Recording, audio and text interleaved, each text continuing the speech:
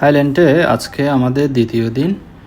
সকালে আমাকে আমাদের এই যে দুই ভাই ছিল ওনারা ফোন করে ডাকলো যে নাস্তা করার জন্য, এবং আমি ঘুম থেকে উঠে গিয়ে ওনাদের সাথে নিচে নাস্তা করলাম।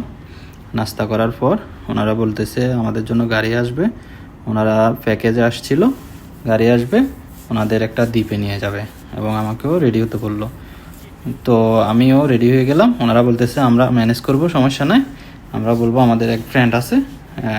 তো ওই হিসাবে আমি ওনাদের সাথে বের হয়ে গেলাম। এবার দেখি কতটুকু যাওয়া যায়। একটা শখ করে মানুষই ভিডিও করে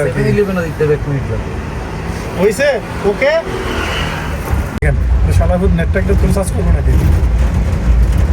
কালকে একটা রেস্টুরেন্টে খাইছি বাঙালি, যতক্ষণ খাইছে ততক্ষণ সার্চ দিয়েছে, এরপরে বলছে সার্চ দিতে দাও না। ঘুরে ঘুরে কই যায়, ঘুরে ঘুরে সে একই জায়গায় তো না না একে দেখা যাবে না। আইলেন আমি দেখছি এটা দূর আছে, এই যে অনলাইনে সার্চ দূর আছে, তাও এদিক থেকে ঘুরে আবার এদিক কেন আসলো? এই রোডেই তো আমাদের হোটেল।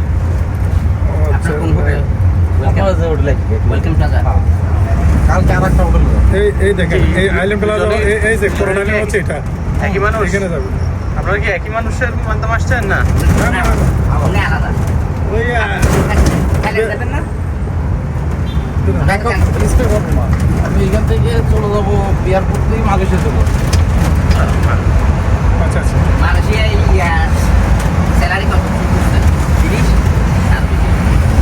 আমার তো কাগজ ব্যবসায়ী, ও আচ্ছা, বুঝছি। আমার তো বিজনেসের সব কাগজ। এক আসছেন?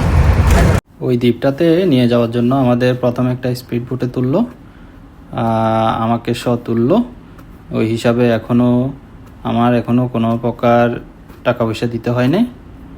উঠে গেলাম আল্লাহর নাম নিয়ে, দেখি কি হয়।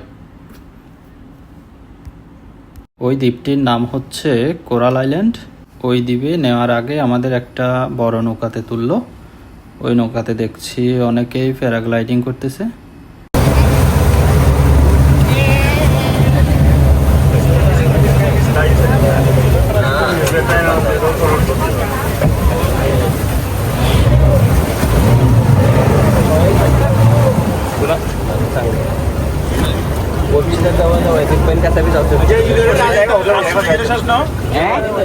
তোমরা ওনারা লাইভ করতে পারবেন না? রে তোমরা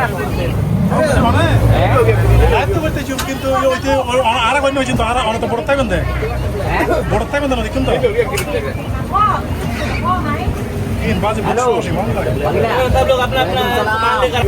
কিন্তু আর হয়েছে তো আর অনেক বড় থাকবেন দেয় বড় থাকবেন না কিন্তু বাজে